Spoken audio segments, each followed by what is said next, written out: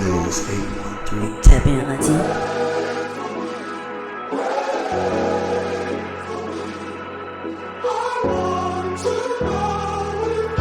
Yeah. First giving honor to God, to Miss Carol who had first brought me and my moms to the church where I know I ain't been in so long. I just pray that when I call they still pick up the phone. Yeah, with judgment coming from all angles. I'll never defend myself for approval from strangers when they don't give a damn about my kids. So you ain't gotta pray for me, just pray for them. And pray for my mama, pray for my sis.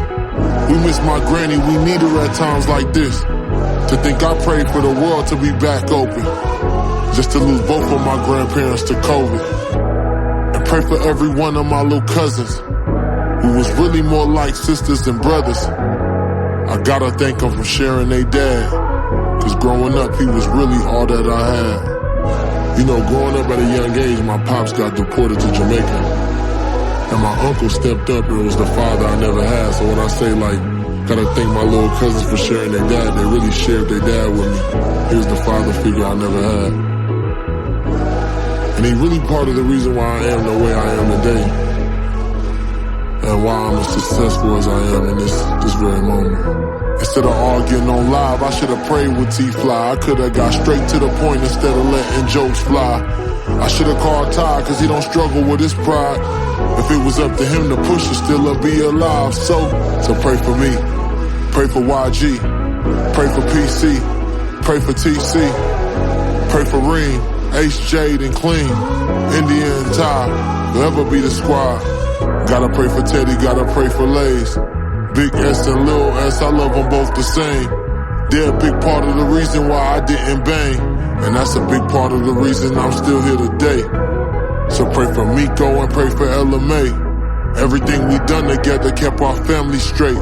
Pray for anybody rocking the 10 Summers chain. And any other homies that I didn't name. You know, it's a lot of homies I ain't naming shit, man. Pray for B-Wade, a real childhood friend. Pray for Nora, my assistant, man. Pray for Shako, the handicapped foolie. Pray for my engineer, David. We've been in this motherfucker day in, day out, blood, sweat, and tears for 5 years.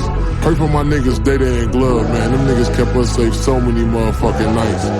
Pray for my nigga Uno, too, man. You know, I can't do this shit without thanking that nigga K-Dot, man. He came through, swang through with the #1 right before the album drop. I ain't even need no rollout. So you gotta pray for him.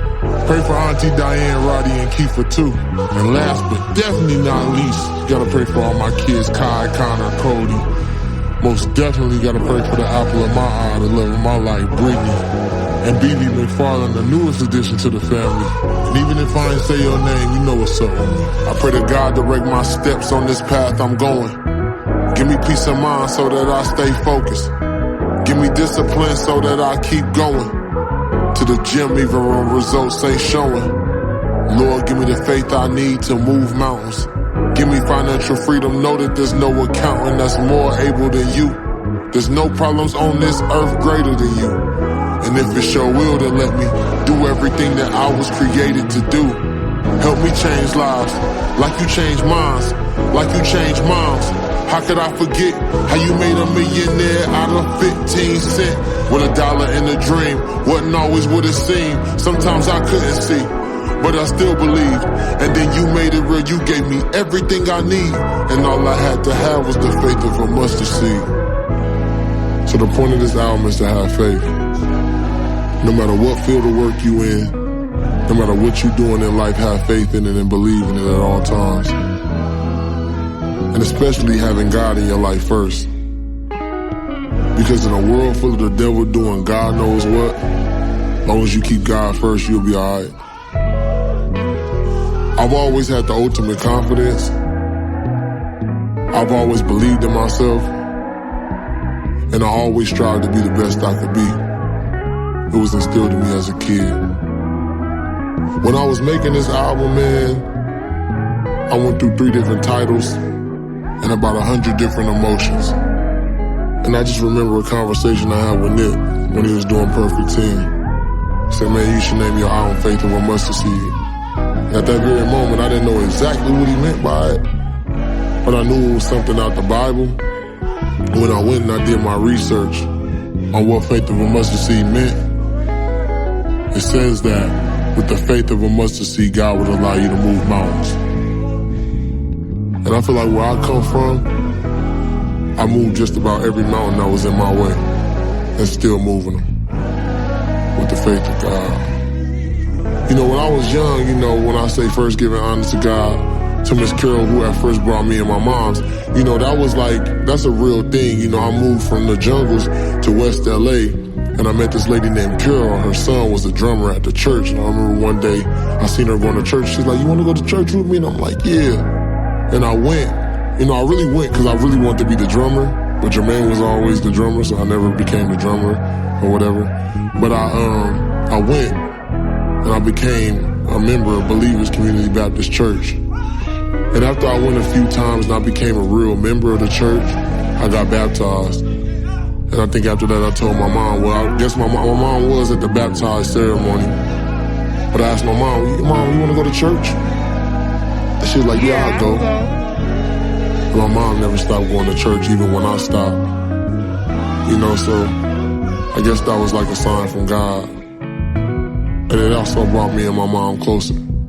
You know, she lived by, all right, you know, I'm praying for you. You know, and I don't know, you know, my mom probably gonna be mad at me, but she used to be real bad at like cussing us out, me and my sisters and stuff, like cussing, like, get your ass in the house, you know, that type of thing. But, you know, once she went to church, it kind of like changed her for the better. You know, and it softened her up a little bit. I never told her that, but I think that was the best thing that ever happened to me and her. You know, because it was me and her. My sister moved to Atlanta with her husband and stuff and had her own family. Recently just moved them back here to be closer to us. But, you know, not to make it about that, but for the most part, man, I just want everybody out there, you know, you've been watching me this whole time, studying my career, and you watched my whole journey. You've seen me grow. You've seen who I am. You've seen who I've become. You've seen how I'm into my kids, because I didn't have a father. I had my uncle, but he taught me how to be a father. And I always admired that about him, that he took me in like I was his son that he never had, because he only got daughters. But it made me be the best father that I could be, and know that, you know, not to never take that for granted, because all you got is time, and you can't get time back. But to the fans, you know, the little kids, the little producers in the hood that look at me and look at it like it's too far, it's really not. I came exactly from where you come from. And anything is possible with the faith. And hard work gonna always be talent. Every time. So I want you to understand, you know, you can do anything you put your mind to. Faith of a mustard seed is a testimony of me just, you know, growing and being who I knew I always could be and who I was going to always strive to be, no matter what. Nobody could have gotten in the way of me being who I am. And to show you that nobody can get in the way of you. Until next time. You know, yeah, if you ever in doubt of what I'm thinking about you, just know I'm praying for you. So you should pray for me too.